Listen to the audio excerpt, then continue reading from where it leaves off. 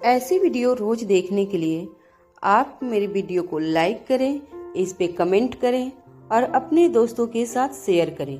और हाँ, अगर आप इस चैनल पे नए हैं तो इसे सब्सक्राइब करना ना भूलें। आशीष डोगरा का एड्रेस श्वेता को भेजने के बाद अनिका ने चांदनी, हर्षिता और अरुणा साहनी को गुड बाय कहा और उनके घर से गुलेरिया हाउस जाने के लिए निकल गई। सारे रास्ते अनिका एक ही बात सोचती रही कि आखिर रश्मि अगर अलेक्जेंडर की मां नहीं थी तो क्या चांसेस हो सकते थे कि अनिका अलेक्जेंडर के जन्म देने वाली मां थी। यह सवाल अंदर ही अंदर अनिका को खाया जा रहा था। अनिका याद करने की कोशिश कर रही थी कि डिलीवरी वाली रात उसके साथ क्या हुआ था, मगर उसे कुछ याद नहीं आ रहा था। गुलेरिया हाउस में अपनी कार पार्क करने के बाद जैसे ही अनिका बाहर निकली, उसने अपना मोबाइल देखा। अनिका ने देखा कि रोहित ने उसे मैसेज किया था। मैसेज में रोहित ने लिखा था, सिंघानिया परिवार के साथ जो कुछ भी हुआ वह सारी बातें मुझे पता चली। क्या तुम चाहती हो कि मैं अपनी तरफ से उन्हें ठीक तरह से समझा दूं? अनिका को इस बात की फिक्र थी कि रोहित ने मैसेज कुछ देर पहले भेजा था। कहीं रिप्लाई न मिलने की वजह से रोहित ने सिंघानिया परिवार के साथ कोई बातचीत ना की हो। वो नहीं चाहती थी कि चांदनी की प्लानिंग में किसी भी तरह का प्रॉब्लम खड़ा हो, इसलिए सीधे रोहित को कॉल लगाकर अनिका ने कहा, नहीं, तुम ऐसा कुछ मत करना। अगर जरूरत पड़ेगी मैं तुम्हें बताऊंगी, तुम अपनी तरफ से उन्हें कुछ मत कहना। तभी रोहित की आवाज़ अनिका के कानों पर पड़ी। रोहित ने अनिका से कहा, तुम्हारा हुक्म सर आंखों पर। अनिका अच्छी तरह से जानती थी कि सिंघानिया परिवार मारवा परिवार से काफ़ी क्लोज था और अगर तरुण सिंघानिया के खिलाफ अनिका चांदनी के साथ मिलकर कोई भी कदम उठाती है तो इसका सीधा असर सिंघानिया परिवार और मारवा परिवार के रिलेशन पर पड़ सकता था। उसने दबी हुई आवाज में रोहित से कहा, अगर मैं तरुण सिंघानिया या उसके परिवार वालों के खिलाफ कोई कदम उठाऊं तो क्या तुम्हारे लिए इस सिचुएशन को मैनेज करना मुश्किल हो जाएगा? रोहित के पास इसका सीधा जवाब था, हाँ, मगर उसने यह जवाब अनिका को नहीं दिया। रोहित अच्छी तरह जानता था कि सिंघानिया परिवार दादी माँ का मायका था और दादी माँ पिछले कई सालों से अपने भाई और उनके परिवार वालों से काफ़ी क्लोज थी। हालांकि रोहित को तरुण सिंघानिया या उसके परिवार वालों से कोई खास ज़्यादा लगाव नहीं था। यह बात रोहित खुद भी अच्छी तरह जानता था कि तरुण के माँ बाप ने दादी माँ के साथ रिश्ते सिर्फ इसलिए बनाकर रखे थे ताकि वह लोगों की नज़रों में मारवा खानदान के करीबी माने जाएं। सिंघानिया परिवार को मारवा खानदान से जुड़े होने की वजह से काफ़ी फायदा पहुंचा था। बिजनेस में कई ऐसे लोग थे जो सिंघानिया परिवार के साथ सिर्फ इसलिए जुड़े थे क्योंकि उन लोगों का रिश्ता रोहित की दादी माँ से बेहद करीब था। मगर रोहित मन ही मन यह सोचता रहा था कि अगर किसी बहाने से वो दादी माँ के मायके वालों की कोई मदद कर सकता है तो उसमें बुरा क्या था। रोहित यह बात भी अच्छी तरह से जानता था कि अगर रोहित सिंघानिया परिवार के खिलाफ कोई भी कदम उठाता है तो यह बात दादी माँ को बिल्कुल पसंद नहीं आएगी। जब अनिका ने रोहित से पूछा कि अगर वह तरुण के खिलाफ कोई कदम उठाती है तो क्या रोहित किसी कॉम्प्लिकेशन में फंस सकता है या नहीं, तब रोहित यह बात अच्छी तरह जानता था कि अगर रोहित ने ऐसा किया तो वह दादी माँ को बिल्कुल पसंद नहीं आएगी। न जाने रोहित की दादी माँ किस तरह से अपना गुस्सा उतारेंगी, मगर फिर भी रोहित ने अनिका का साथ देना ठीक समझा। रोहित को भरोसा था कि अगर अनिका कोई कदम उठाने जा रही थी तो उसने काफ़ी सोच समझकर यह फैसला लिया होगा। रोहित ने जवाब देते हुए कहा, नहीं, बिल्कुल नहीं, तुम जो चाहे कर सकती हो। इनफैक्ट तुम्हें मेरी किसी भी चीज़ में मदद की ज़रूरत हो तो मुझे बस बता देना। रोहित ने बड़ी ही प्यार से अनिका को यह बात कही थी। कहीं न कहीं अनिका भी जानती थी कि रोहित बहुत बड़े धर्म संकट में फंस चुका था। एक तरफ अनिका और अनिका के उसूल थे तो दूसरी तरफ रोहित के दादी माँ का प्यार और दादी माँ के परिवार वालों की इज्जत थी।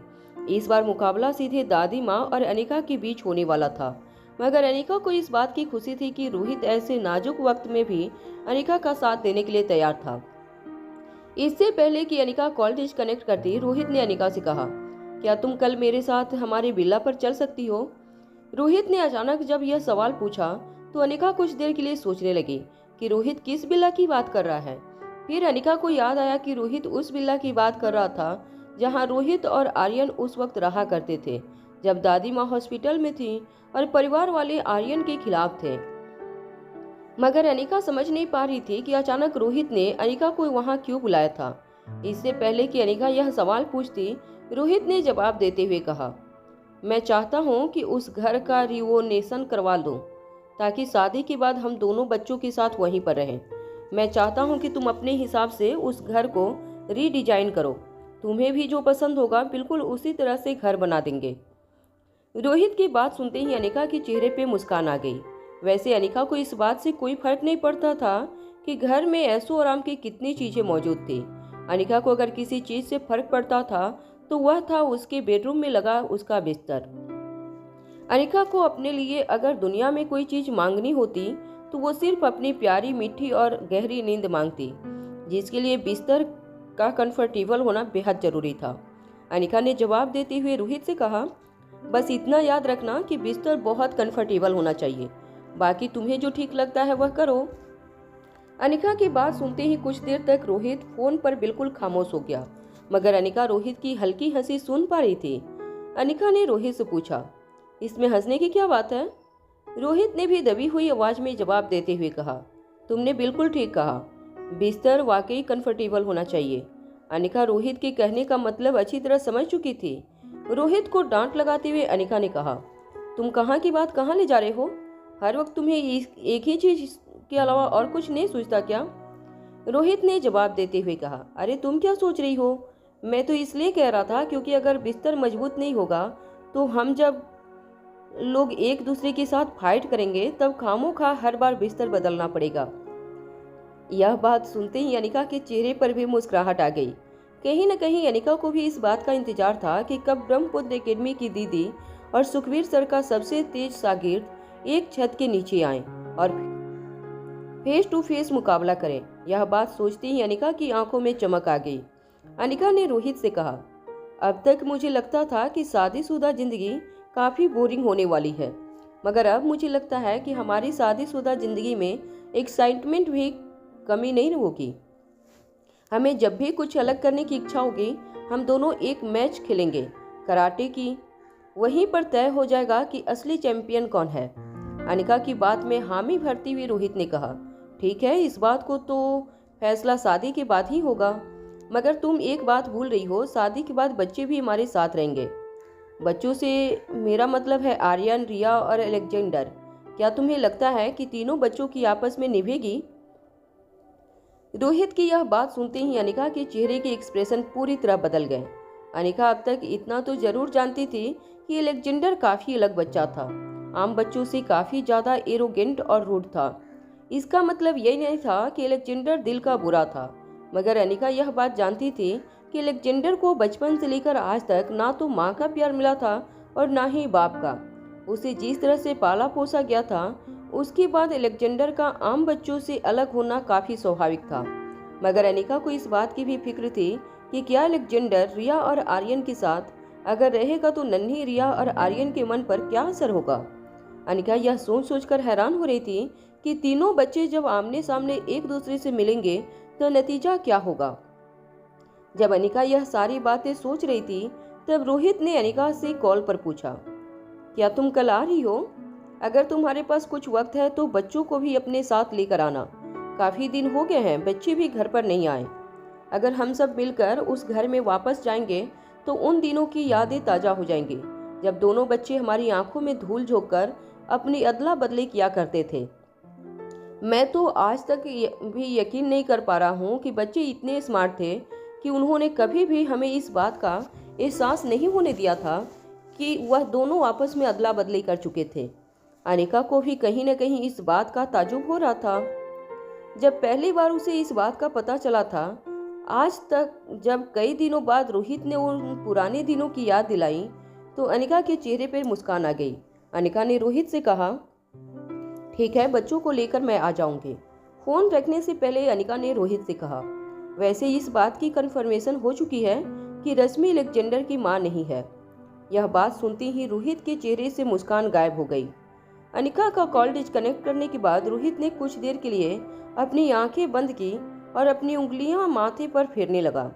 रोहित को वैसे पहले से इस बात का शक था कि रश्मि अलेक्जेंडर की मां नहीं थी, मगर वह किसी भी नतीजे पर पहुंचने से पहले पूरी तरह इस बात की तसल्ली कर लेना चाहता था। आज जब अनिका ने रोहित से कहा कि यह बात कन्फर्म थी कि रश्मि अलेक्जेंडर की मां नहीं थी, तो कहीं न कहीं अब रोहित को रश्मि की जिंदगी बेवजह और बेमायने लगने लगी थी। धीरे धीरे रोहित के चेहरे के एक्सप्रेशन बदलने लगे। रोहित अपनी जगह से उठकर तेज कदमों से बेसमेंट की ओर जाने लगा। रोहित की चाल देखकर उसके पीछे चल रहे उसके सिक्योरिटी गार्ड समझ चुके थे कि आज जरूर किसी की सामत आने वाली थी, मगर वो लोग नहीं जानते थे कि आखिर रोहित के मन क्या फैसला लिया था। रोहित स्पेशल एलिवेटर से बेसमेंट की ओर जाने लगा। बेसमेंट का दरवाजा खोलते ही रोहित ने देखा कि रश्मि को जिस कमरे में कैद किया गया था उस कमरे का दरवाजा खुला था। हालांकि रोहित के सिक्योरिटी गार्ड कमरे के बाहर मौजूद थे, मगर रोहित के स्ट्रिक्ट इंस्ट्रक्शन थे कि कमरे का दरवाजा उनकी परमिशन के बिना न खोला जाए। रोहित को समझ नहीं आ रहा था कि उसके आदमी ने बिना उसे पूछे रश्मि के कमरे का दरवाजा क्यों खोला था। उसे याद था कि रोहित ने चिराग और अब्दुल से कहा था कि कमरे का दरवाजा सिर्फ तब खोला जाए जब रोहित रश्मि से मिलना चाहता हो या अलेक्जेंडर रश्मि से मिलना चाहता हो। रोहित दौड़कर रश्मि के कमरे की ओर गया। जैसे ही वह दरवाजे के पास पहुंचा, रोहित यह देखकर चौंक गया कि कमरे के अंदर रश्मि एक कोने में अपना सर दीवार पर टिका कर बैठी थी और उसके ठीक सामने नन्हा सा अलेक्जेंडर अपने दोनों हाथ अपने घुटने पर रखकर रश्मि से कुछ बात कर रहा था। जब रोहित ने गौर से देखा तब उसे इस बात का एहसास हुआ कि दरअसल अलेक्जेंडर रश्मि से बातचीत नहीं कर रहा था, वह उसका मजाक उड़ा रहा था। रश्मि के हाथों में गाजर का एक टुकड़ा था। ऐसा लग रहा था जैसे रश्मि ने अभी अभी वह गाजर का टुकड़ा आधा चबाया था। रश्मि फटी हुई आंखों से अलेक्जेंडर को देख रही थी। उसके चेहरे के एक्सप्रेशन से ऐसा लग रहा था जैसे अलेक्जेंडर उसे जो कुछ भी कह रहा था वह उसे बिल्कुल पसंद नहीं आ रहा था। रश्मि का चेहरा काफी मुरझाया हुआ था। उसके शरीर में भी ज्यादा ताकत नहीं बची थी। अब रश्मि को देखकर ऐसा लग रहा था कि किसी भी वक्त रश्मि के शरीर से जान निकल जाती, मगर रोहित को इस वक्त रश्मि की हालत पर बिल्कुल दया नहीं आ रही थी। जब रोहित कमरे के अंदर दाखिल हुआ तब उसने अलेक्जेंडर को रश्मि से बात करते हुए सुना। अलेक्जेंडर ने रश्मि से जो बात कही वह सुनकर रोहित चौंक गया। रोहित को दरवाजे के पास खड़ा देखकर दरवाजे को पहरा दे रहा सिक्योरिटी गार्ड अचानक अलर्ट हो गया। इससे पहले कि वह आवाज करके अलेक्जेंडर और रश्मि के बीच चल रही बात को डिस्टर्ब करता, रोहित ने इशारे से उसे चुप रहने को कहा। रोहित चुपचाप दरवाजे के पास खड़ा अलेक्जेंडर और रश्मि की बातें सुन रहा था। अलेक्जेंडर के हाथ में एक छोटा सा गाजर का टुकड़ा था जो वह रश्मि को खिलाना चाहता था, मगर जैसे ही अलेक्जेंडर ने वह गाजर का टुकड़ा रश्मि के मुंह के पास रखा तो रश्मि ने अपना मुंह फेरते हुए अलेक्जेंडर से कहा, मैं जानती हूँ तुम यह सब क्यों कर रहे हो, क्योंकि तुम मुझसे बदला लेना चाहते हो। अलेक्जेंडर ने रश्मि की बात को पूरी तरह इग्नोर करते हुए उसने कहा, गाजर खाने के काफ़ी बेनिफिट्स हैं। इसमें विटामिन होते हैं जो आँखों और बालों के लिए बहुत अच्छे होते हैं। इसमें सही मात्रा में पोषण होता है जो हमारे शरीर को ताकत देता है और दिमाग को काफ़ी तेज बनाने में मदद करता है। और मेरे सारे दोस्त इस गाजर को बड़े ही मज़े से खाते हैं। यह कहने के बाद अलेक्जेंडर ने एक छोटा सा गाजर का टुकड़ा रश्मि के मुंह में जबरदस्ती डाल दिया। रश्मि ने वह गाजर का टुकड़ा जमीन पर थूकते हुए अलेक्जेंडर से कहा, मैं अच्छी तरह जानती हूँ तुम मुझसे बदला लेना चाहते हो, क्योंकि कुछ साल पहले जब तुम्हारा बाप तुम्हें कुछ दिनों के लिए मेरे हवाले करके गया था तब मैंने लगातार कुछ दिनों तक तुम्हें गाजर खिलाए थे। तुम उसी बात का बदला लेना चाहते हो मुझसे, मगर यह वक्त बदला लेने का नहीं है। जरा देखो मेरी तरफ, मेरे शरीर में अब खून कम पड़ने लगा है। मैंने पिछले 6 दिनों से कुछ नहीं खाया है। अब अगर तुमने मुझे रोटी चावल या सब्जी लाकर नहीं दी तो मैं मर जाऊंगी इस सड़े हुए गाजर के सहारे, पर मैं अब और जिंदा नहीं रह पाऊंगी। तुम मेरी बात को सीरियसली क्यों नहीं ले रहे हो? नन्हा सा अलेक्जेंडर अपने दोनों हाथ अपनी कमर पर रखकर रश्मि से कहने लगा, बात तो आप नहीं समझ रही हैं। इस गाजर में इतनी ताकत है कि यह आपको मरने नहीं देगा, और तो ये शरीर की चर्बी घटाने में भी यह मदद करता है, और आपको फिक्र करने की कोई जरूरत नहीं है। आप मरेंगे नहीं, इस बात का प्रॉमिस मैं पापा को देकर आया हूँ। रश्मि ने बचपन में अलेक्जेंडर के साथ जो कुछ भी किया था वह बात जब रोहित के कानों पर पड़ी तो अचानक ही उसके दिल में रश्मि के लिए नफरत बढ़ने लगी। रोहित की आंखों में खून सवार हो गया था। रोहित ने अपने हाथों की दोनों मुट्ठियां कस ली, मगर कोई भी एक्शन लेने से पहले रोहित रश्मि और अलेक्जेंडर के बीच चल रही बातचीत को पूरी तरह सुन लेना चाहता था। अलेक्जेंडर की बात पूरी होते ही रश्मि ने अपने एक हाथ से अलेक्जेंडर का टी शर्ट पकड़ने की कोशिश की, मगर ठीक वक्त पर अलेक्जेंडर ने अपने कदम पीछे हटा लिए। रश्मि ने कई दिनों से कुछ खाया नहीं था, इसलिए इससे पहले कि रश्मि अपने पैरों पर खड़ी हो पाती, उसके कमजोर शरीर ने उसका साथ छोड़ दिया और रश्मि सीधे जमीन पर गिरी। जमीन पर गिरने के बाद रश्मि तेज सांसें लेते हुए अलेक्जेंडर की ओर गुस्से से देखने लगी। रश्मि के बिखरे हुए और उलझे हुए बाल उसके पूरे चेहरे पर फैल गए थे, मगर बालों के बीच से भी गुस्से से लाल रश्मि की आंखें साफ नजर आ रही थीं। रश्मि को देखकर अलेक्जेंडर को किसी बेहद डरावनी हॉरर मूवी की याद आ रही थी। अलेक्जेंडर ने अपने कदम कुछ और पीछे हटा लिए। तेज सांस ले रही रश्मि जमीन पर गिरी अलेक्जेंडर की ओर देख रही थी और अलेक्जेंडर से कही, याद रखना, यहाँ से छूटकर हमें वापस हमारे देश जाना है। उसके बाद तुम अच्छी तरह जानते हो कि मैं तुम्हारे साथ क्या कर सकती हूँ। तुम्हारे बाप ने तुम्हें काफ़ी आज़ादी दे रखी है। तुम्हारे पास यह मोबाइल फ़ोन, इंटरनेट, कंप्यूटर, तुमने जो कुछ भी चाहा वह तुम्हें ला कर दिया। मगर इस बार मैं तुम्हें छोड़ूंगी नहीं, तुमसे तुम्हारा सब कुछ छीन लूंगी। फिर तुम्हारी दुनिया भी बिल्कुल वैसी ही हो जाएगी जिस तरह की ज़िंदगी मैं पिछले 6 दिनों से गुजार रही हूँ। अलेक्जेंडर चाहे जितना भी तेज और चालाक था, मगर रश्मि की ऐसी बातों से अलेक्जेंडर को भी डर लगने लगा था।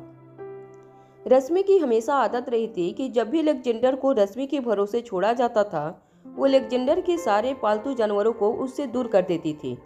अलेक्जेंडर की दुनिया में सिर्फ उसके पालतू जानवर ही उसके दोस्त और बेस्ट फ्रेंड थे, मगर रश्मि उन सभी को अलेक्जेंडर से दूर कर देना चाहती थी। यह बात सोचकर ही अलेक्जेंडर की आंखों में डर नजर आने लगा था, मगर किसी तरह हिम्मत करते हुए अलेक्जेंडर ने रश्मि से कहा, आप ऐसा बिल्कुल नहीं कर पाएंगे, क्योंकि जब तक हम वापस पहुंचेंगे तब तक मेरे वह सारे दोस्त इतने ताकतवर हो जाएंगे कि आप चाह कर भी और उन पर जबरदस्ती नहीं कर पाएंगे। रश्मि ने पलटकर इस बात का जवाब देते हुए कहा, ताकतवर तो वह लोग तब होंगे जब वह लोग जिंदा होंगे। रश्मि की यह धमकी सुनकर अलेक्जेंडर की आंखों में डर बढ़ने लगा था। ठीक उसी वक्त रोहित मारवा तेजी से चलकर रश्मि और अलेक्जेंडर के पास आया। रोहित के जूतों की आवाज़ जब जमीन पर पड़ी, रश्मि के कानों पर पड़ी, तो रश्मि को ऐसा लगा जैसे उसे भूकंप के झटके महसूस हो रहे थे। जब उसने नज़र उठाकर देखा तो रोहित की आंखों में गजब का गुस्सा नजर आ रहा था। रोहित और अलेक्जेंडर दोनों ठीक अगल बगल में खड़े थे, मगर कहीं न कहीं दोनों के खड़े रहने की स्टाइल हूबहू एक दूसरे से मिलती थी। यह नारा देखकर खुद रश्मि की आंखें फटी की फटी रह गईं। कुछ देर बाद धीमी आवाज में रश्मि ने रोहित से पूछा, क्या आप मुझे इस कारखाने से आज़ाद करने आए हैं? रश्मि की बात का जवाब देते हुए रोहित ने कहा, तुमने बिल्कुल ठीक पहचाना। मैं तुम्हें आज हमेशा हमेशा के लिए आज़ाद करने आया हूँ। इसके बाद तुम्हें मुझसे कभी कोई शिकायत नहीं होगी। रोहित की बातों के पीछे जो मतलब छुपा था, वह मतलब रश्मि अच्छी तरह समझती थी। रोहित की बात सुनते ही रश्मि ने पूरी ताकत लगाकर अपने शरीर को रोहित से दूर ले जाना शुरू किया। रोहित भी धीरे धीरे अपने कदम रश्मि की ओर बढ़ाने लगा। रोहित को इस तरह अपनी ओर बढ़ता देखकर रश्मि समझ चुकी थी कि रोहित आज उसे जिंदा छोड़ने वाला नहीं था। रोहित की आंखों में रश्मि ने अपनी मौत पहले ही पढ़ ली थी। रोहित धीरे धीरे रश्मि की ओर अपने कदम आगे बढ़ा रहा था। रश्मि अपने दोनों हाथों से अपने शरीर की पूरी ताकत लगाकर अपने शरीर को पीछे की ओर खींचने लगी। रश्मि ने सिसकती हुई आवाज में रोहित से कहा, आप मुझे इस तरह नहीं मार सकते, मैं अलेक्जेंडर की माँ हूँ। जब रश्मि ने यह बात रोहित को कही तो रोहित के ठीक पीछे खड़ा अलेक्जेंडर खामोश अपनी जगह पर खड़ा रहा। वह चाहता तो रोहित को यह बता सकता था कि रश्मि उसकी माँ नहीं थी, मगर अलेक्जेंडर ने क्रिस्टोफर से वादा किया था कि वह रश्मि की असलियत किसी को नहीं बताएगा। इसलिए अलेक्जेंडर चुपचाप अपनी जगह पर खड़ा सब कुछ देखता रहा। हालांकि अलेक्जेंडर को इस बात का बहुत ताज्जुब हो रहा था कि अचानक ही रोहित अंदर आकर रश्मि पर इतना गुस्सा क्यों कर रहा था। वह एक बार फिर अपने मन ही मन सोचने लगा कि कहीं उसने अभी रश्मि को हमेशा की तरह आंटी कहकर तो नहीं बुलाया था। क्योंकि अगर यह बात रोहित ने सुन ली तो क्रिस्टोफर का दिया हुआ वादा टूट जाता और रश्मि की असलियत सबके सामने आ जाती। एलेक्जेंडर ने क्रिस्टोफर से यह वादा किया था कि वह दिल्ली आकर किसी को रश्मि की सच्चाई नहीं बताएगा, मगर इसका मतलब यह नहीं था कि एलेक्जेंडर रश्मि के लिए झूठ बोलेगा। चाहे एलेक्जेंडर ने रश्मि को आंटी कहकर नहीं बुलाया था, मगर उसने रश्मि को माँ कहकर भी नहीं बुलाया था। इस बात की एलेक्जेंडर को तसल्ली थी। अचानक रश्मि की ओर बढ़ते हुए कदम रोहित ने रुका लिए। रोहित रश्मि के ठीक बगल में अपने घुटनों पर बैठकर कहने लगा, वक्त आ गया है कि तुम्हें हमेशा के लिए आज़ादी दे दी जाए। तभी अचानक रोहित के कानों पर नन्हे से एलेक्जेंडर की आवाज़ पड़ी। वह कहने लगा, देखिए, दरअसल वह। इससे पहले कि एलेक्जेंडर अपनी बात पूरी कर पाता, रोहित ने पीछे मुड़कर उस पर चिल्लाते हुए कहा, चुप हो जाओ बिल्कुल। जो बात तुमसे पूछी नहीं गई हो उसका जवाब देने की कोई जरूरत नहीं है। हालांकि रोहित ने एलेक्जेंडर के दिल्ली पहुंचने के बाद कभी भी एलेक्जेंडर के साथ ऊंची आवाज में बात नहीं की थी, मगर इस वक्त जब रोहित ने बड़े ही गुस्से से तेज आवाज में एलेक्जेंडर से यह कहा तो एलेक्जेंडर की जैसे सांसें थम गई थी। एलेक्जेंडर ने नन्हे हाथों की उंगलियां पूरी तरह से फैल गई थी। एलेक्जेंडर बड़ी बड़ी आंखों से रोहित को देखने लगा। एलेक्जेंडर के चेहरे पर घबराहट देखकर रोहित के सिक्योरिटी गार्ड को आवाज देकर कमरे के अंदर बुलाया। जैसे ही गार्ड अंदर दाखिल हुआ, रोहित ने उस गार्ड से कहा, बच्चे को कमरे से बाहर ले जाओ। एलेक्जेंडर अच्छी तरह से जानता था कि इस वक्त उसके पास रोहित की बात मानने के अलावा और कोई चारा नहीं था। एलेक्जेंडर ने क्रिस्टोफर से वादा किया था कि वह रश्मि को मरने नहीं देगा, मगर एलेक्जेंडर को अपनी आंखों के सामने अपना वादा टूटता हुआ नजर आ रहा था। रोहित का ऑर्डर मिलते ही सिक्योरिटी गार्ड ने नन्हे से एलेक्जेंडर को अपने हाथों में उठा लिया और कमरे से बाहर की ओर ले जाने लगा। एलेक्जेंडर मुड़कर रोहित और जमीन पर लेटी रश्मि को देखने लगा। जैसे जैसे सिक्योरिटी गार्ड के कदम दरवाजे की ओर बढ़ने लगे थे, एलेक्जेंडर को रोहित के शरीर का आकार छोटा होता हुआ नजर आ रहा था। देखते ही देखते रोहित और रश्मि एलेक्जेंडर की आंखों के सामने से गायब हो गए। सिक्योरिटी गार्ड एलेक्जेंडर को लेकर कमरे से बाहर चला गया। सिक्योरिटी गार्ड और एलेक्जेंडर के जाते ही रोहित ने एक और सिक्योरिटी गार्ड को इशारा किया। सिक्योरिटी गार्ड अपने मालिक का इशारा मिलते ही कमरे के बाहर चला गया और बाहर से कमरे का दरवाजा लॉक किया। जब कमरे में सभी लोग बाहर जा चुके थे तो रोहित ने मुड़कर जमीन पर पड़ी रश्मि की ओर देखा। रश्मि का पूरा बदन जैसे बिजली की तार की तरह कांपने लगा था। उसने रोहित की आंखों में अपनी मौत नजर आने लगी थी। वह तेज सांसें लेते हुए धीरे धीरे सिर्फ एक ही बात कह रही थी, मुझे मत मारना, मैं एलेक्जेंडर की माँ हूँ। रोहित ने फिर अचानक ही अपनी जगह से खड़े होते हुए जमीन पर गिरी रश्मि की ओर देखकर कहा, अगर तुम्हें पता ना हो तो एक बात कह दूं, तुम तो माँ कहलाने के लायक नहीं हो। मैं तुम्हें वहीं भेज रहा हूँ जहाँ तुम्हें होना चाहिए। तुमने मुझसे आज़ादी मांगी थी, चलो मैं तुम्हारी एक ख्वाहिश पूरी कर देता हूँ, तुम्हें हमेशा हमेशा के लिए आज़ाद कर देता हूँ। रश्मि रोहित की यह बात सुनकर जोर जोर से चिल्लाने लगी। रश्मि चीख चीख कर मदद के लिए पुकार करने लगी, मगर रोहित बिल्कुल रिलैक्स होकर रश्मि को यह सब कुछ करते हुए देख रहा था, क्योंकि वह जानता था कि इस कमरे की सारी दीवारें बिल्कुल साउंड प्रूफ थी। अगर इस कमरे में खड़े होकर शेर ने भी दहाड़ना शुरू किया तो उसकी आवाज़ कमरे से बाहर नहीं जा सकती थी। जबकि रश्मि तो 6 दिनों की भूखी कमजोर लड़की थी। चाहे कितने भी ऊंची आवाज़ में रश्मि चीख चीख कर पुकारे, उसकी आवाज़ किसी के कानों तक नहीं पहुंचने वाली थी। जब सिक्योरिटी गार्ड ने एलेक्जेंडर को अपने कमरे में छोड़ा तो कुछ देर तक जमीन पर कान लगाकर एलेक्जेंडर नीचे से आने वाली किसी आवाज़ को सुनने की कोशिश कर रहा था, मगर काफ़ी कोशिश करने के बाद भी उसकी कानों पर कोई आवाज़ नहीं पड़ी। एलेक्जेंडर को समझ नहीं आ रहा था कि अचानक रोहित को इतना गुस्सा क्यों आया था। क्या उसमें उसी की कोई गलती थी? मगर बार बार मन ही मन सोचने के बाद भी एलेक्जेंडर को याद नहीं आ रहा था कि क्या उसने ऐसी कोई बात कही थी जिससे रोहित को गुस्सा आ गया था। एलेक्जेंडर को पिछली रात भी एक बहुत बुरा सपना आया था, जिसमें जंगल में एक खूंखार शेर एलेक्जेंडर और उसके पालतू जानवरों के पीछे पड़ गया था। एलेक्जेंडर को उसके दोस्त जंगल में दौड़कर अपनी जान बचाने की कोशिश कर रहे थे। इससे पहले कि वह खूंखार शेर एलेक्जेंडर को खा जाता, एक लंबी कदकाठी का अनजान आदमी एलेक्जेंडर को उस शेर से बचा लेता है।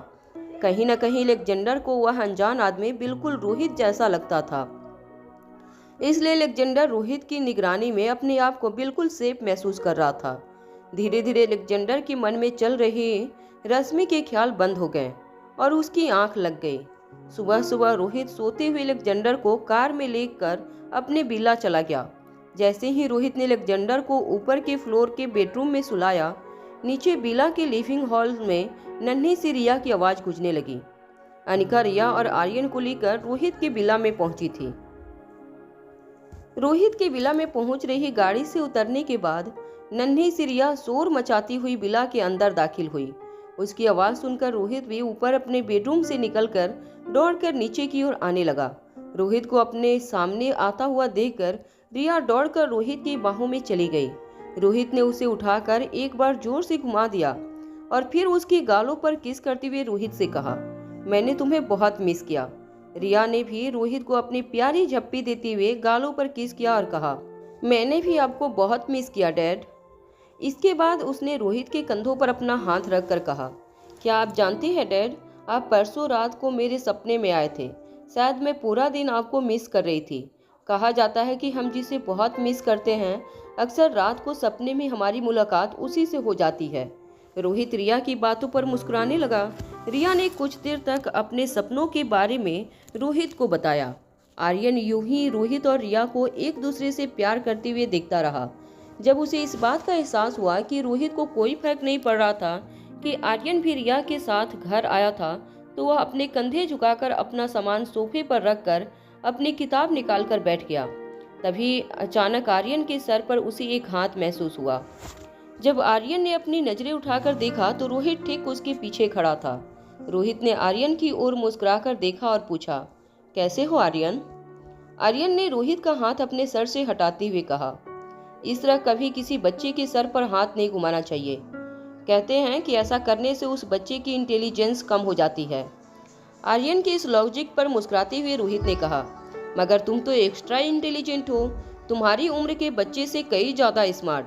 अगर मैं तुम्हें प्यार करना चाहूँ और उसके बदले में तुम्हारी थोड़ी बहुत इंटेलिजेंस कम हो जाती है तो मुझे लगता है यह सौदा बुरा नहीं है।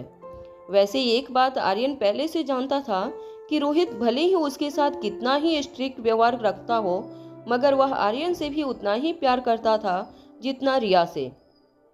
बस आर्यन के सामने रोहित कभी अपने प्यार का इजहार नहीं कर सकता था। बच्चों के ठीक पीछे खड़ी थी अनिका। उसको जब रोहित ने देखा तब उसने नोटिस किया कि अनिका उसकी आंखें अभी भी नींद से भरी हुई थी। अनिका किसी तरह अपने आप को धकेलते हुए सोफे तक ले आई और फिर बिल्कुल किसी भारी सामान की तरह वहां बैठकर अपना सर पीछे रखकर सो गई। रोहित ने उससे कहा, अगर सोना है तो ऊपर बेडरूम में चलकर सो जाओ। रोहित की इस बात पर अनिका ने अपनी आंखें खोली और कहा, नहीं नहीं, मैं ठीक हूँ।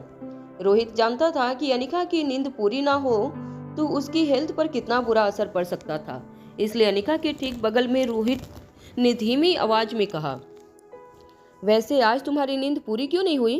क्या कल रात को सोने में देर हो गई थी? अनिका की आंखें बंद थी। आंखें बंद रखते हुए ही अनिका ने जवाब में रोहित से कहा, नींद ना पूरी होने का कारण ये नहीं है कि मैं कल रात को देर से सोई थी। नींद इसलिए नहीं पूरी हुई है क्योंकि मैं सुबह जल्दी उठ गई थी, खुद तैयार हुई, बच्चों को तैयार किया और यहाँ ले आई। रोहित अच्छी तरह जानता था कि अनिका बड़े से बड़ा ऑपरेशन चुटकी बजाते कर सकती थी, मगर घर गृहस्थी के काम करना अनिका की बस की बात नहीं थी। रोहित को इस बात को लेकर कोई तकलीफ नहीं थी, बल्कि रोहित खुद भी नहीं चाहता था कि अनिका छोटे मोटे कामों में अपना कीमती वक्त बर्बाद करे। अनिका की नींद से भरी आंखें देखते हुए अचानक ही रोहित को कुछ याद आया।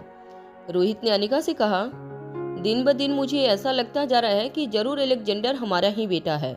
उसकी ये बात सुनते ही अनिका की आंखों से अचानक नींद गायब हो गई। अनिका ने अपनी आंखें खोलकर रोहित की ओर हैरानी से देखा और पूछा, ऐसा क्यों कह रहे हो तुम? रोहित ने कुछ देर सोचने के बाद जवाब देते हुए कहा, क्योंकि मुझे लगता है उसे भी उतनी ही नींद आती है जितनी तुम्हें। वह लड़का कल रात को ठीक वक्त पर सो गया था, मगर अब तक जागा नहीं है, ऊपर गहरी नींद में सो रहा है। आज सुबह जब मैं घर से निकला तब भी वह सो रहा था। मैंने नींद में ही उसे उठाकर कार में लिटा दिया, यहाँ लाकर फिर अपने हाथों से उठाकर उसे बेडरूम में लिटाया, मगर उसकी नींद खुली नहीं है। उसे देखकर मुझे तुम्हारी याद आई। तुम भी अगर एक बार गहरी नींद में सो जाती हो तो तुम्हें यहाँ से वहाँ एक पार्सल की तरह उठाकर ले जाना बहुत आसान होता है। जब रोहित ने यह बात कही तब बच्चों ने भी रोहित की यह बात सुनी। दोनों बच्चे अपने मुंह पर हाथ रखकर हंसने लगे। अनिका के गाल शर्म से लाल हो गए। रोहित, अनिका और दोनों बच्ची डाइनिंग टेबल पर जाकर नाश्ता करने लगे। तभी अचानक रोहित ने अनिका की ओर देखकर बिल्कुल धीमी आवाज में कहा, वैसे मैंने रश्मि को अपने ठिकाने पर पहुंचा दिया है। रोहित की यह बात सुनते ही नाश्ता कर रही अनिका के गले से जैसा निवाला अटक गया। अनिका ने हैरान होकर रोहित से पूछा, क्या क्या किया तुमने उसके साथ? सच बताओ रोहित। रोहित अनिका के इस सवाल का जवाब नहीं देना चाहता था। जब रोहित कुछ देर खामोश रहा तो अनिका ने अपनी बात आगे बढ़ाते हुए रोहित से पूछा, बताओ मुझे रोहित, तुमने क्या किया उसके साथ? देखो, अगर तुमने कोई ऐसा वैसा कदम उठाया है तो यह तुम्हारे लिए अच्छा नहीं होगा। स्पेशल डिपार्टमेंट हर वक्त रश्मि पर नजर रखने की कोशिश कर रहा है। वह लोग रश्मि के जरिए और कई मामले सुलझाना चाहते हैं। क्रिस्टोफर की गैंग तक पहुंचने के लिए स्पेशल डिपार्टमेंट ने रश्मि को एक जरिया बनाया है। अगर तुमने कोई ऐसी वैसी हरकत की तो तुम अपने लिए बहुत बड़ी मुसीबत मोल ले लोगे। तभी रोहित ने अपना एक हाथ अनिका के हाथ पर रखते हुए बड़ी ही सॉफ्टली कहा, तुम घबराओ मत, मैंने तो बस उसे अपने घर भेज दिया है। अनिका अच्छी तरह जानती थी कि रश्मि का घर हमारे देश में नहीं था, वह यूरोप से आई थी। और अनिका यह बात भी अच्छी तरह जानती थी कि एक बार रश्मि सरहद पार करके अपने देश की सरहद में चली जाए तो वहां उसके साथ क्या हो, उससे रोहित का कोई लेना देना नहीं होगा। इससे पहले कि अनिका रश्मि को लेकर और कोई सवाल जवाब करती, रोहित ने चम्मच में दूध और कॉर्नफ्लेक्स लेकर अनिका को खिलाना शुरू कर दिया। ऐसा नहीं था कि अनिका को रश्मि से कोई हमदर्दी थी, मगर अनिका को कहीं न कहीं इस बात का डर भी लगता था कि रोहित कहीं बिना वजह किसी ऐसी मुसीबत में ना पड़ जाए जिससे अब अनिका के हंसते खिलते परिवार पर कोई मुसीबत आए। वहीं ऊपर स्टेयर केस से छुप छुप के झांकती हुई आंखें नीचे डाइनिंग टेबल पर जो कुछ भी चल रहा था वह बड़ी ही ध्यान से देख रही थी। अलेक्जेंडर दरअसल काफी देर पहले जाग गया था। वह अपने बेडरूम के खिड़की से रिया और आर्यन को आते हुए पहले ही देख चुका था। अलेक्जेंडर ने देखा कि किस तरह रोहित ने रिया को अपनी बाहों में उठा लिया। रोहित को रिया को प्यार करते हुए देखकर अलेक्जेंडर के मन में भी इच्छा होने लगी थी। एक पल के लिए उसे ऐसा लगा कि वह रोहित के पास जाकर उस बच्चों को रोहित की बाहों से छीनकर जमीन पर पटक दे। अलेक्जेंडर का गुस्सा बहुत तेज था, मगर जब अलेक्जेंडर को इस बात का एहसास हुआ कि रिया और आर्यन उसके वही दोस्त थे जिसने वह वीडियो कॉल पर बात किया था, तो अचानक उसके मन की नफरत शांत हो गई। डाइनिंग टेबल पर बैठे पूरे परिवार को देखकर अलेक्जेंडर के मन में यह ख्याल आने लगा कि काश उसका भी ऐसा ही परिवार होता। मगर वो जानता था कि यह सब उसके नसीब में नहीं था। आज नहीं तो कल उसे फिर से उसी काले अंधेरे तहखाने में वापस जाना था, जहां उसके पालतू जानवर यानी कि उसके दोस्त उसका इंतजार कर रहे थे। नाश्ते की टेबल पर नाश्ता करने के बाद रिया फिर से अपनी गेम खेलने लगी। थोड़ी थोड़ी देर में अपने दोनों हाथ हवा में उछालकर रिया शोर मचाने लगी। फिर अपने पापा के पास जाकर कहती, देखो डैड, मैंने और 100 पॉइंट्स कमा लिए। आपको नहीं लगता कि मैं इस गेम में बेस्ट हूँ? रिया के पीठ थपथपाते हुए रोहित ने कहा, तुम हर गेम में बेस्ट हो Riya. I am proud of you. Rohit के मुंह से अपनी तारीफ सुनकर रिया के चेहरे पर एक बड़ी सी मुस्कान आ गई और वह फिर से अपनी गेम खेलने लगी। जब रोहित सारी प्लेट उठाकर वहां से चला गया तो आर्यन ने रिया की ओर देखकर कहा, तुम अगर उनसे यह भी पूछ लेती कि नासा से जो रॉकेट स्पेस में जाते हैं तुम उसे उड़ा सकती हो, तो तब भी वह तुम्हारी तारीफ करेंगे।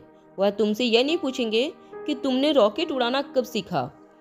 आर्यन की बातों का जवाब देते हुए रिया ने कहा, उसमें कौन सी बड़ी बात है, अभी गेम डाउनलोड करती हूँ, 10 मिनट में सीख जाऊंगी रॉकेट कैसे उड़ाते हैं।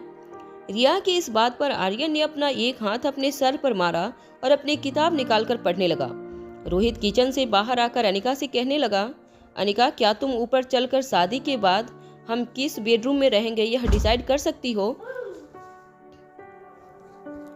तुम्हें जो भी पसंद हो वह चेंज भी कर दिए जाएंगे, बस तुम एक बार चलकर अपना कमरा पसंद कर लो।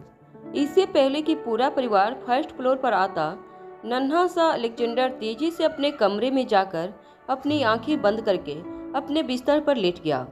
अलेक्जेंडर किसी के सामने यह नहीं जाहिर होने देना चाहता था कि वह जाग रहा था। अपनी आंखें बंद करके वह सब कुछ गौर से सुनने की कोशिश कर रहा था। जैसे ही पूरा परिवार ऊपर जाने के लिए सीढ़ियां चढ़ने लगा, रोहित को दरवाजे पर एक आहट सुनाई दी। जब सभी लोगों ने पीछे मुड़कर देखा तो वह यह लोग देखकर हैरान हो गए कि दरवाजे की चौखट पर दादी माँ लीला के साथ खड़ी थीं। दादी माँ को यहाँ देखकर रोहित हैरान हो गया। दादी माँ व्हीलचेयर पर नहीं थीं। वह वॉकर के सहारे पर दादी माँ धीरे से चलते हुए आगे बढ़कर आर्यन की ओर देखने कर कहने लगी, मुझे पता चला कि आर्यन आया है तो मुझसे रहा नहीं गया। मैं अपने बच्चे से मिलने यहाँ आई हूँ। आर्यन की दादी माँ को बेहद प्यार करता था। दादी माँ को अपनी ओर बढ़ता हुआ देखकर आर्यन ने भी अपने कदम आगे बढ़ाए। आर्यन और दादी माँ जैसे ही एक दूसरे के बिल्कुल पास आए, दादी माँ ने अपने दोनों हाथों से आर्यन को दोनों गाल पकड़कर उसे माथे पर चूम लिया। आर्यन बहुत अच्छी तरह जानता था कि दादी माँ का प्यार आर्यन के लिए बिल्कुल सच्चा था। बचपन में आर्यन के पास उसकी माँ नहीं थी, मगर दादी माँ ने पूरी कोशिश की थी कि आर्यन को कभी उसकी माँ की कमी महसूस ना हो। दादी माँ ने आर्यन के गालों पर हाथ फेरते हुए आर्यन से पूछा, क्या तुम्हें वहाँ अपनी दादी माँ की याद नहीं आई? आर्यन ने बिना कुछ कहे हाँ में अपना सर हिला दिया। दादी माँ ने अपनी बात आगे बढ़ाते हुए पूछा, वहाँ तुम ठीक से खाना पीना तो खा रहे हो ना? तुम्हें सब कुछ वक्त पर मिलता तो है? किसी तरह की कोई तकलीफ तो नहीं है ना वहाँ तुम्हें? दादी माँ जो भी सवाल आर्यन को पूछ रही थी, कहीं न कहीं वह सारी बातें अनिका को चुभ रही थी। क्या दादी माँ को इतना भी भरोसा नहीं था कि गुलेरिया हाउस में आर्यन को ठीक से खाना पीना नहीं दिया जा रहा था? दादी माँ को अनिका पर इतना भी भरोसा नहीं था कि माँ होने के बावजूद वह आर्यन का ख्याल ठीक से नहीं रख सकती थी। कहीं न कहीं अनिका को भी यह बात अच्छी तरह मालूम था कि दादी माँ जानबूझकर ऐसे सवाल अनिका के सामने आर्यन को पूछ रही थी ताकि वह अनिका को ताना कस सके। मगर जब दादी माँ को इस बात का एहसास हुआ कि अनिका उनकी बातों को पूरी तरह इग्नोर कर रही थी, तो दादी माँ ने अपना वॉकर पकड़कर अनिका की ओर चलना शुरू किया। अनिका के ठीक सामने खड़े रहकर दादी माँ ने उससे कहा, अनिका बेटा, तुम फिक्र मत करना, मैंने तुम्हारे किए पर पर्दा डाल दिया है। किसी को कानों कान यह खबर नहीं होगी कि तुम्हारी असलियत क्या है। दादी माँ चाहती थी कि अनिका किसी तरह रिएक्ट करे और उनसे माफ़ी मांगे। अनिका रोहित और परिवार वालों के सामने अपनी जबान से कबूल करे कि उसे किसी पेशेंट को ट्रीट करना नहीं आता। जब दादी माँ ने देखा कि अनिका के ऊपर उनकी बातों का कोई असर नहीं हो रहा था, तो वॉकर से अनिका के और नज़दीक जाते हुए दादी माँ ने अनिका से कहा, अगर यह बात बाहर फैल गई कि मारवा खानदान की होने वाली बहू को असलियत में आयुर्वेदिक ट्रीटमेंट की कोई जानकारी नहीं है, तो बस झूठ मूठ अपने आप को मीडिया वालों के सामने हीरो बता रही है, तो इसमें तुम्हारी बहुत बड़ी बदनामी होगी और साथ साथ मारवा खानदान का भी। अनिका अभी भी दादी माँ की बात का कोई जवाब नहीं दे पा रही थी। वह अपने दोनों हाथ फोल्ड करके बिल्कुल शांत अपनी जगह पर खड़ी रही। अनिका को देखकर कहीं से ऐसा भी नहीं लग रहा था कि वह दादी माँ की कोई बात सुन भी रही थी। अनिका को अब तक पता चल चुका था कि दादी माँ का स्वभाव दूध में आ रहे उबाल जैसा था। गैस की लौ कम करते ही उबाल फिर से गायब हो जाता और लो तेज होते ही फिर से उबाल आ जाता। अनिका बस उबाल के थमने का इंतजार कर रही थी। रोहित अनिका के ठीक बगल में खड़ा था, मगर रोहित चाहता था कि दादी माँ की ऐसी तीखी बातों का जवाब देना अनिका खुद सीखे। दादी माँ ने रोहित की ओर देखकर कहा, तुम तो तरुण सिंघानिया को अच्छी तरह जानती ही हो, मीडिया वालों पर उसका कितना बड़ा होल्ड है। अनिका ने तरुण की बीमारी को डायग्नोज करने का दावा किया। दरअसल वह बीमारी तरुण को है ही नहीं। अब तरुण जैसा आदमी अपनी मान हानि के बदले पलटकर अनिका पर वार करता तो यह मुझे भी बर्दाश्त नहीं होगा। यह तो शुक्र है कि मेरे भाई के परिवार वाले मुझे बहुत मानते हैं, इसलिए मैंने तरुण की मां सुगंधा से कहकर अभी इस बात को यहीं दबा दिया है, वरना पता नहीं क्या होता। तरुण आज के जमाने का लड़का है, अपनी बेइज्जती बर्दाश्त नहीं कर पाता, लेकिन क्योंकि तरुण मुझे बहुत मानता है, मेरी बहुत इज्जत करता है, उसने मुझे वादा किया है कि वह अनिका की बदनामी नहीं होने देगा और अपने साथ हुई गलत डायग्नोसिस के बारे में किसी को नहीं बताएगा। दादी माँ सोच रही थी कि कब अनिका उन्हें थैंक्स कहकर उनके ऊपर उपकार के बदले अपना सर झुकाएं। मगर अनिका के चेहरे को देखकर ऐसा लग नहीं रहा था कि अनिका ऐसी बातों से टूटने वाली थी। अनिका का रिएक्शन देखकर दादी माँ अपने गुस्से पर काबू नहीं रख पाई। उन्होंने अनिका की ओर देखकर कहा, अनिका, क्या तुम्हें इतनी भी क्यूरियोसिटी नहीं है कि मुझे एक बार थैंक यू कहो? अगर मैं चाहूँ तो अभी इसी वक्त तरुण से कहकर पूरे शहर में तुम्हारी बदनामी करवा सकती हूँ, मगर मैं यह बात इसलिए दबाना चाहती हूँ क्योंकि मैं रोहित से बहुत प्यार करती हूँ और रोहित तुम्हें अपनाना चाहता है। मारवा खानदान की होने वाली बहू होने के नाते पहले ही तुम लोगों के सामने कई बार इज्जत गवा चुकी हूँ। हर कुछ दिन बाद किसी न किसी बात को लेकर तुम्हारा नाम अखबारों में और मीडिया वालों के सामने उछलता रहता है। मैंने सोचा कि अब इस सिलसिले को यहीं थम जाना चाहिए, मगर मुझे लगता है कि तुम्हें नाक कटवाने की आदत पड़ चुकी है। अगर ऐसा ही है तो मैं अभी इसी वक्त तरुण से कहती हूँ कि उसे तुम्हारे खिलाफ जो कदम उठाने हैं वह उठा सकता है। मेरी लाज रखने की कोई ज़रूरत नहीं है। जब दादी माँ ने देखा कि रोहित भी उनकी किसी बात का जवाब नहीं दे रहा था तो लीला का सहारा लेते हुए वहाँ से बाहर की ओर जाने लगी। जैसे ही दादी माँ ने चौखट पार की, उनके कानों पर अनिका की आवाज़ पड़ी। दादी माँ अपनी जगह पर रुक गई। जब उन्होंने धीरे से मुड़कर पीछे देखा तो अनिका उनके बिल्कुल पास खड़ी थी। दादी माँ को ऐसा लगने लगा था कि अनिका अब उनसे माफ़ी मांगने वाली थी। दादी माँ की तरकीब अनिका पर काम कर गई थी। तरुण के नाम की धमकी सुनते ही अनिका डर गई थी और किसी भी वक्त वह उनसे माफ़ी मांगने वाली थी। दादी माँ एक बात अच्छी तरह जानती थी कि अगर अनिका ने आज उनके सामने अपना सर झुका दिया तो शादी के बाद भी अनिका का सर हमेशा दादी माँ की उंगलियों के नीचे दबा रहेगा। और कहीं न कहीं दादी माँ सिर्फ इतना ही चाहती थी कि रोहित के साथ शादी करने के बाद अनिका इसी तरह उनके एहसानों तले दबी रहे। अनिका ने अपने दोनों हाथ फोल्ड करते हुए दादी माँ से पूछा, वैसे क्या आप जानती हैं कि वह लोग डिवोर्स की पेपर कब तैयार करवाने वाले हैं? अनिका का यह सवाल सुनकर दादी माँ हैरानी से लीला की ओर देखने लगी।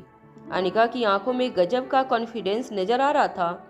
दादी माँ ने हड़बड़ाती हुई आवाज में जवाब देते हुए कहा, मुझे सुगंधा ने बताया था कि वो लोग सुबह सुबह कोर्ट जाकर सारी तैयारियां शुरू करने वाले हैं।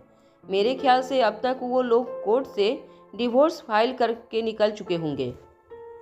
जैसे ही अनिका ने यह खबर सुनी, अनिका ने एक राहत की सांस छोड़ते हुए दादी माँ से कहा, अगर ऐसी बात है तो मेरे ख्याल से मुझे आपके साथ भी यह खुशखबरी शेयर कर लेनी चाहिए।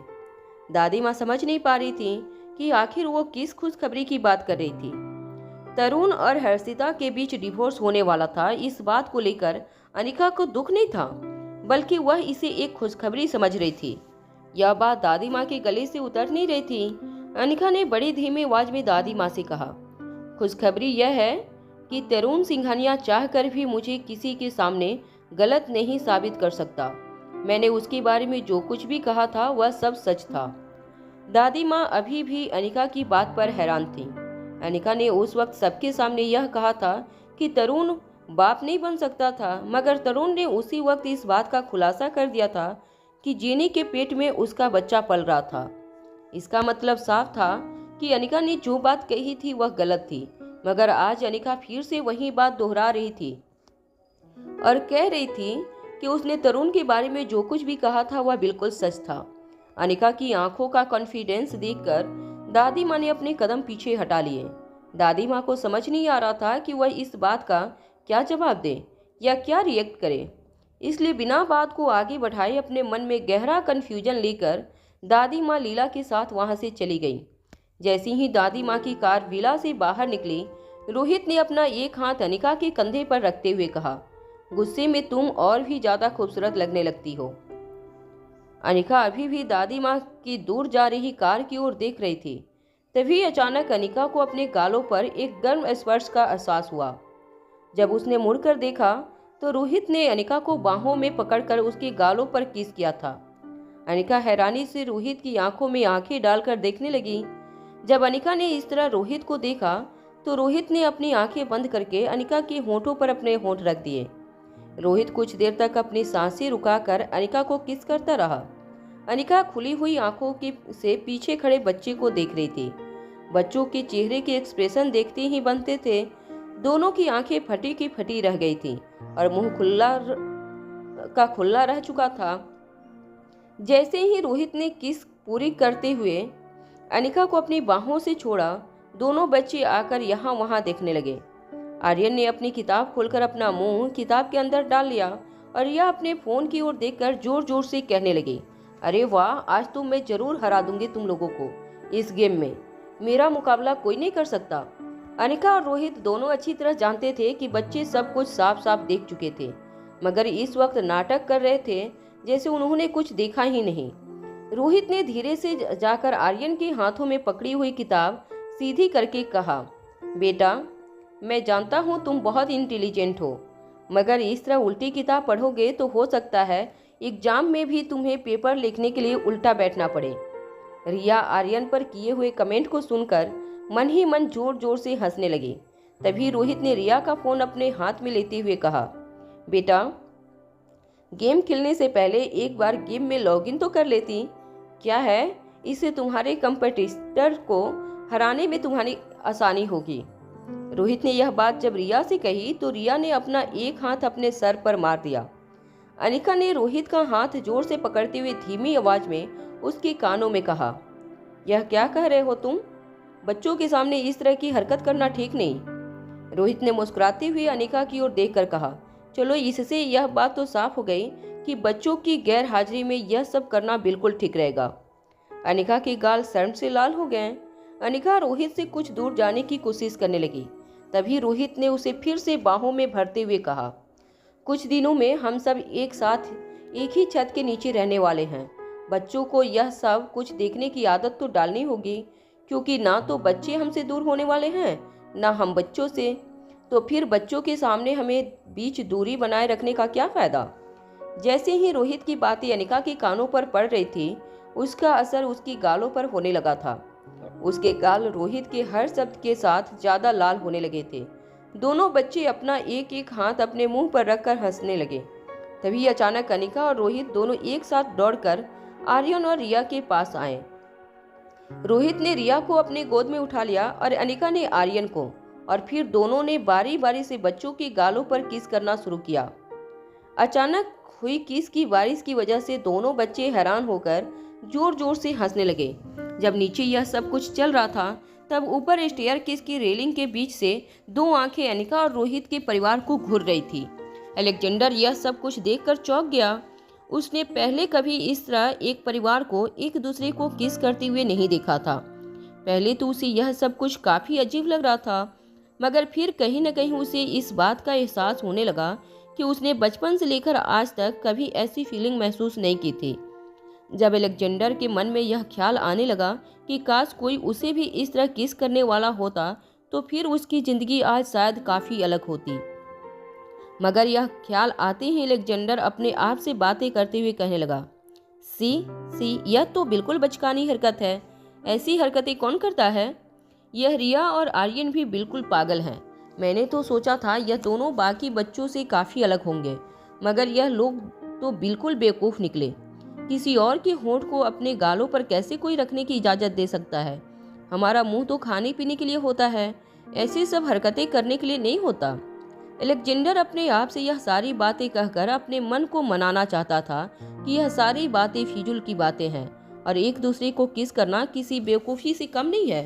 तभी अलेक्जेंडर ने अचानक अपना एक हाथ उठाकर अपने होठों पर रखा और फिर उसी हाथ को अपने गालों पर रख लिया।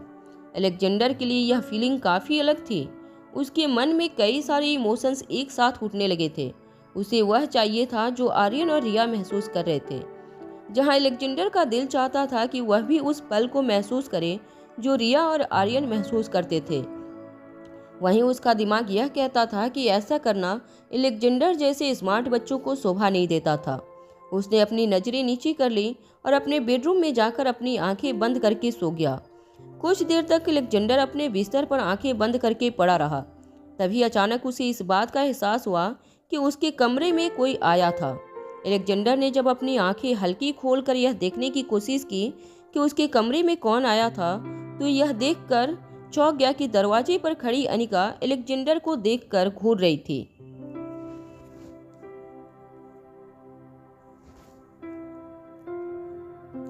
जैसे ही नन्हे अलेक्जेंडर ने दरवाजे पर खड़ी अनिका को देखा, उसने अपनी आंखें पूरी तरह से बंद कर ली। अनिका कुछ देर तक दरवाजे पर खड़े अलेक्जेंडर के चेहरे को देखने लगी। उसका मासूम चेहरा देखकर कहीं न कहीं अनिका के मन में उसके लिए काफ़ी इमोशंस जागने लगे थे। अलेक्जेंडर जब से इस विला में आया था, तब से लेकर अब तक उसने कुछ खाया नहीं था। अनिका को उसकी चिंता भी हो रही थी, मगर किसी तरह वो अलेक्जेंडर को कच्ची नींद से जगाना नहीं चाहती थी। वो जानती नहीं थी कि आखिर अलेक्जेंडर को उसने जन्म दिया था या नहीं, मगर कहीं न कहीं अब अनिका को यह लगने लगा था कि जरूर अलेक्जेंडर का उसके साथ कोई कनेक्शन था। ऐसा नहीं था कि अगर अलेक्जेंडर उसका बेटा ना हुआ तो वह उसे एक्सेप्ट नहीं करेगी, मगर अनिका खुद एक इंसान थी। हो सकता था कि भविष्य में जाकर उसके मन में जो प्यार आर्यन और रिया के लिए हो, वह अलेक्जेंडर के लिए ईर्ष्या का कारण बन जाए। उसके स्वभाव को देखते हुए अनिका को इस बात का भी डर था कि पता नहीं भविष्य में अलेक्जेंडर आर्यन और रिया का एक साथ कैसे रह पाएगा। कुछ देर अलेक्जेंडर का मासूम चेहरा देखने के बाद अनिका दरवाजा बंद करके वहां से चली गई। अनिका की जाते ही अलेक्जेंडर ने राहत की सांस ली। अनिका के साथ आर्यन, रिया और रोहित भी ऊपर के फ्लोर पर आकर अपने अपने कमरों को पसंद करने लगे। सबसे पहले रिया ने अनिका और रोहित की ओर देखकर कहा, मैं इन दोनों कमरों को एक करके एक बड़ा सा कमरा बनाना चाहती हूँ, जहाँ मेरी डॉल्स भी मेरे साथ रहेंगे। और हाँ, मेरे कमरे में मुझे एक बड़ा सा टेलीविज़न चाहिए, जिसे कनेक्ट करके मैं अपनी गेम खेल सकूँ। अनिका ने रिया के सर पर प्यार से चपक लगाते हुए कहा, बिल्कुल नहीं, यह गेम्स का भूत बहुत जल्द मैं तुम्हारे सर से उतार दूंगी। मगर रोहित ने रिया का बचाव करते हुए कहा, हमारी नन्ही सी गुड़िया काफ़ी इंटेलिजेंट है, उसे पता है कि कब उसे खेलना है, कब पढ़ाई करनी है। रिया ने अपने दोनों हाथ हवा में उछालकर रोहित को इशारे से कहा कि रोहित उसे अपनी गोद में उठा ले। रोहित ने अपनी लाडली की बात मानते हुए ठीक ऐसा ही किया। रोहित ने आर्यन को उसकी चॉइस पूछी ही नहीं, मगर अनिका ने आर्यन के सर पर हाथ फेरते हुए आर्यन से पूछा, तुम्हें किस तरह का कमरा पसंद है? आर्यन के पास इस सवाल का कोई स्पेसिफिक जवाब नहीं था। आर्यन तो यह भी नहीं जानता था कि उसके अपने कमरे में खास क्या चाहिए। आर्यन ने अपनी मॉम की ओर देखकर कहा, कोई भी कमरा जो अब आपके कमरे के आसपास हो, वह मुझे चलेगा। नन्हे से आर्यन के इस जवाब ने अनिका के चेहरे पर मुस्कान ला दी। अनिका ने आर्यन को अपनी गोद में उठाते हुए कहा, चलो ठीक है, आर्यन के लिए कमरा उसकी मॉम डिजाइन करेगी।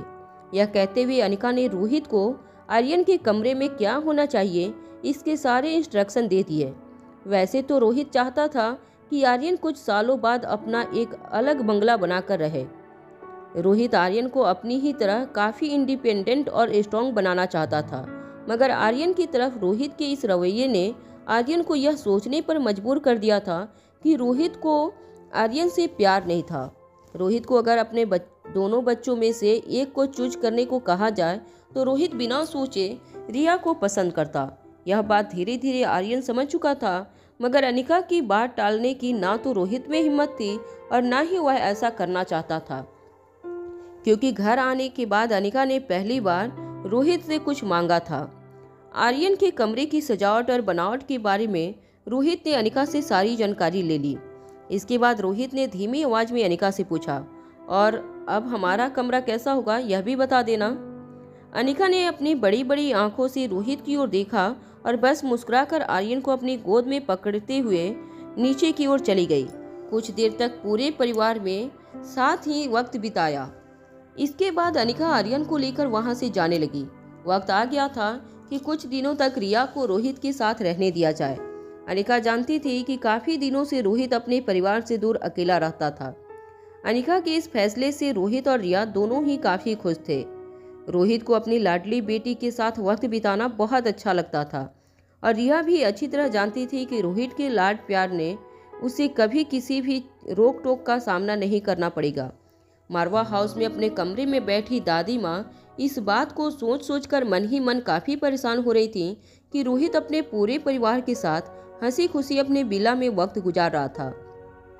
ऐसा नहीं था कि रोहित की खुशी दादी माँ से बर्दाश्त नहीं थी, मगर कहीं न कहीं रोहित और अनिका को हंसते खेलते हुए देखकर दादी माँ को ऐसा लगता था जैसे अनिका रोहित को मारवा खानदान से दूर ले जा रही थी। दादी माँ ने जब तरुण को कॉल लगाया, उसी वक्त तरुण और सुगंधा कोर्ट से डिवोर्स की सारी तैयारियां करके बाहर निकले थे। दादी माँ का कॉल रिसीव करते ही तरुण ने दादी माँ से कहा, बड़ी बुआ जी, हम लोग डिवोर्स की सारी फॉर्मेलिटी पूरी करके आपको फिर से कॉल करते हैं। तैयारियां पूरी हो चुकी है, बस एक पेपर पर अब हर्षिता की सिग्नेचर चाहिए, उसके बाद हमें हमेशा के लिए उससे छुटकारा मिल जाएगा। इससे पहले कि दादी माँ तरुण को कुछ कहने की कोशिश करती, तरुण ने कॉल डिस्कनेक्ट कर दिया। कोर्ट से बाहर खड़ी हर्षिता के पास जाकर तरुण ने उसे वह डिवोर्स पेपर थमा दिए। हर्षिता के आंखों में आंसू थे। तरुण ने हर्षिता को पेन देकर साइन कहाँ कहाँ करना था वह समझाया। हर्षिता ने एक के बाद एक सारे कागज पर साइन कर दी। जब हर्षिता सारे डिवोर्स पेपर पर साइन कर रही थी, तब तरुण ने रोती हुई हर्षिता से कहा, एक न एक दिन तो यह होना ही था। तुम्हारे शरीर की कमजोरी हमारे खानदान के वंश को रोक नहीं पा सकती थी, मगर तुम फिक्र मत करो, डिवोर्स के बाद भी तुम जब चाहो मुझे मिलने आ सकती हो। मैं जानता हूँ कि तुम मुझे कितना मिस करोगे, मगर अफसोस मुझे तुम्हें डिवोर्स देना ही होगा, क्योंकि तुम जाओगी नहीं तो मैं जेनी को घर कैसे लाऊंगा। और जब जेनी को घर लाना इसलिए ज़रूरी हो गया है क्योंकि जेनी के पेट में हमारे खानदान का वारिस है। जब तक तुम घर पर थी, मैंने जेनी को कभी घर लाने के बारे में नहीं सोचा था, मगर जेनी मुझे जो तोहफा देने वाली है, उसके बदले में हमारा डिवोर्स उसके लिए रिटर्न गिफ्ट है। तरुण की बातें हर्षिता को तीर की तरह चुभ रही थी। रोती हुई हर्षिता ने जवाब देते हुए कहा, तुम्हें मिस करने की कोई वजह नहीं है मेरे पास। ना तो तुम इंसान अच्छे हो और ना ही किसी औरत की ख्वाहिश पूरी कर सको वैसी मर्दानगी है तुम्हारे पास। हर्षिता ने जब यह बात कही तो तरुण गुस्से से तिलमिला उठा। तरुण के ठीक पीछे सुगंधा ने भी यह बात सुनी थी। अपने बेटे के बारे में इस तरह की बात सुनकर सुगंधा ने तरुण की बेइज्जती बर्दाश्त नहीं हो रही थी, मगर इससे पहले कि सुगंधा किसी भी तरह का रिएक्शन देती, तरुण ने सुगंधा को इशारे से थोड़ी दूर जाने को कहा। सुगंधा के जाते ही तरुण ने बड़े ही गुस्से से हर्षिता की ओर देखा और धीमी आवाज में कहा, मैं जानता हूँ यह सब तुम इसलिए कह रही हो क्योंकि तुम हार चुकी हो। तुम्हें नीचा दिखाने की कोशिश करके तुम अपनी पुरानी जगह वापस नहीं हासिल कर सकती। हमारे खानदान में तुम जैसी बांझ औरत का कोई काम नहीं। जरा तुम ही सोचो, तुम ना दिखने में कोई परी हो और ना ही तुम्हारे अंदर कोई अच्छी क्वालिटी है, मगर फिर भी मैंने तुम्हें शादी के लिए सिर्फ इसलिए चुना था क्योंकि हमने सोचा था कि तुम हमारे खानदान को जल्द से जल्द एक वारिस दे सकोगी, मगर तुम हमारी उम्मीदों पर खरी नहीं उतर पाई। इसलिए तुम्हें धक्के मार के मैं तुम्हें अपने घर की सीढ़ियों से उतार रहा हूँ। यह मत समझना कि यह डिवोर्स तुम्हारी खुशी से हो रहा है। मैं तुम्हें डिवोर्स दे रहा हूँ ताकि मैं अपनी जिंदगी में खुशियों का स्वागत कर सकूं। तरुण की आंखों में जानलेवा गुस्सा नजर आ रहा था, मगर हर्षिता भी डर कर चुप रहने वाली नहीं थी। अब हर्षिता ने जवाब देते हुए कहा, इस डिवोर्स से किसको ज़्यादा खुशी होने वाली है यह तो आने वाला वक्त ही बताएगा, मगर इस वक्त मैं तुम्हारा शुक्रिया अदा करती हूँ। तुमने मुझे जो भी गिफ्ट दी है वह मैं जिंदगी भर नहीं भूलूंगी। मेरे लिए यह किसी कैद खाने की रिहाई से कम नहीं है। हर्षिता की बात सुनने के बाद तरुण ने कहा, तुम्हारी यह अकड़ बहुत जल्द टूट जाएगी। अब तक तो मैंने सोचा था कि मैं इस डिवोर्स प्रोसीजर को बड़ी ही शांति से निपटा दूंगा, मगर अब तुम्हारे तेवर देखने के बाद मुझे ऐसा लगता है कि तुम्हें सबक सिखाना बहुत ज़रूरी है। अकेले डिवोर्स से तुम्हारी अकल ठिकाने पर नहीं आएगी। जब लोग समाज में तुम्हारे खानदान के नाम पर थू थू करेंगे, तब तुम्हें एहसास होगा कि तुमने कितनी बड़ी गलती कर दी है। अब लोग जब मुझसे पूछेंगे कि मैंने तुम्हें आखिर तलाक क्यों दिया, तो मैं भी उन्हें असली वजह बता दूंगा। फिर देखता हूँ इस भरी जवानी में तुम्हारा हाथ इस पूरे शहर में और कौन थामता है। यह कहने के बाद तरुण वहां से निकल गया। तरुण के जाते ही दादी माँ ने फिर से तरुण के मोबाइल पर कॉल लगाया। जैसे ही तरुण ने दादी माँ का कॉल उठाया तो उसने उनसे पूछा, क्या डिवोर्स की तैयारियां पूरी हो चुकी है या तुम लोग अभी भी कोर्ट में हो? तरुण ने जवाब देते हुए कहा, हाँ बड़ी बुआ जी, सब कुछ आसानी से ख़त्म हो गया। डिवोर्स पेपर पर हर्षिता ने भी अपनी सिग्नेचर कर दी है। मैंने तो सोचा था कि काफ़ी हंगामा खड़ा होगा, मगर शुक्र है हर्षिता और उसके घर वालों ने कोई हंगामा नहीं किया और चुपचाप डिवोर्स पेपर पर साइन कर दिया। आखिर वह लोग भी शर्मिंदा हैं, अपनी बेटी की कमजोरी कब तक छुपाते। झूठ बोल बोल के 3 साल बिगाड़ चुके हैं वह लोग। किसी न किसी दिन तो यह होना ही था। दादी माँ को यह कहने के बाद जब तरुण ने मुड़कर हर्षिता की ओर देखा तो हर्षिता अपनी कार में बैठकर वहां से जा चुकी थी। तरुण यह देखकर काफी हैरान हो गया। तरुण यह एक्सपेक्ट कर रहा था कि हर्षिता घंटों तक खड़ी रोती रहेगी और अपनी किस्मत को कोसेगी, मगर हर्षिता ने ऐसा कुछ नहीं किया था। हर्षिता की बॉडी लैंग्वेज से ऐसा लग रहा था जैसे डिवोर्स पेपर पर सिग्नेचर करने के बाद वह काफी रिलैक्स हो गई थी और यही बात तरुण को अंदर ही अंदर खाए जा रही थी। तभी तरुण के कानों पर दादी माँ की आवाज आई। तरुण, अनिका ने कहा है कि उसके चेकअप में कोई कंफ्यूजन नहीं है। तरुण ने जवाब देते हुए कहा, बड़ी बुआ जी, देखिए मैं अपने शरीर को अच्छी तरह जानता हूँ, मुझ में कोई कमी नहीं, आप फिक्र मत कीजिए। दादी माँ ने तरुण की इस बात का जवाब देते हुए कहा, देखो तरुण, हम उच्च खानदान के लोग हैं, हमारे साथ कौन किस वक्त क्या खेल खेल जाएगा यह हमें भी नहीं पता होता। चलो, तुम्हें आयुर्वेदिक ट्रीटमेंट का पर भरोसा नहीं है ना, सही, मगर एक बार हॉस्पिटल जाकर चेकअप तो करवा सकते हो। तुम्हें मॉडर्न ट्रीटमेंट की टेक्निक पर तो भरोसा है ना। वो लोग तुम्हारे शरीर को डायग्नोज करके बता देंगे कि अनिका सच कह रही है या झूठ। मगर जरा सोचो, अगर अनिका सच कह रही है तो यह हमारे खानदान के साथ बहुत बड़ा खिलवाड़ होने का संकेत है। तरुण अच्छी तरह जानता था दादी माँ का इशारा किस तरफ था। तरुण ने दादी माँ को समझाते हुए कहा, देखिए मैं जेनी को अच्छी तरह से जानता हूँ। हाँ, लोग तो तरह तरह की बातें करते हैं उसके बारे में, मगर मुझे उस पर पूरा भरोसा है। यह बच्चा मेरा है, आप फिक्र मत कीजिए। दादी माँ को तरुण की बातें गले नहीं उतर रही थी। दादी माँ काफी बेचैन लग रही थी। फोन पर दादी माँ ने तरुण को ऊंची आवाज में कहा, देखो तरुण, तुम अभी काफी छोटे हो, नादान हो, कुछ बातें तुम्हारी समझ के बाहर हो सकती है, और आखिर चेकअप करवाने में बुराई क्या है, किसी भी बात की तसल्ली कर लेने में हर्ज ही क्या है। तरुण अच्छी तरह जानता था कि मारवा खानदान की दादी माँ की बात को अब टाल नहीं सकता था। तरुण ने दादी माँ से कहा, ठीक है बड़ी बुआ जी, अगर आप कहती हैं तो मैं अपना बॉडी चेकअप करवाने के लिए तैयार हूँ।